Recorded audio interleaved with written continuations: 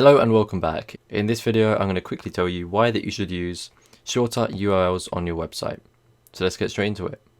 A URL, or Uniform Resource Locator, more commonly known as web address, specifies the location of a resource, such as a web page, on the internet. The URL also specifies how to retrieve that resource, also known as the protocol, such as HTTP, HTTPS, FTP, etc. Here's an example of a URL.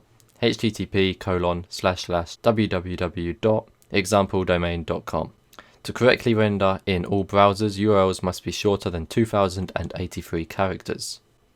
Why do URLs matter for SEO? There are three main benefits of URLs. 1. Improved user experience.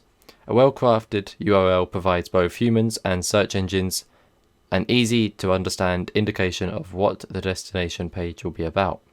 For example, https://www.amazon.com/products/canon-EOS-6D is an example of a semantically accurate URL.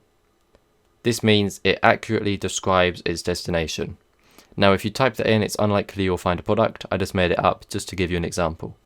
If you saw this URL in the search results and didn't see the title tag and the description, you would still understand what the page would be about, because the URL is very descriptive. Quick tip worth noting.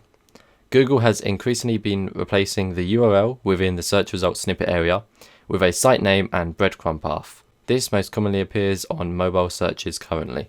Number 2. Rankings. URLs are a minor ranking factor search engines use when determining a particular page or resource's relevance to a search query. While they do give weight to the authority of the overall domain itself, keyword usage in a URL can also act as a ranking factor.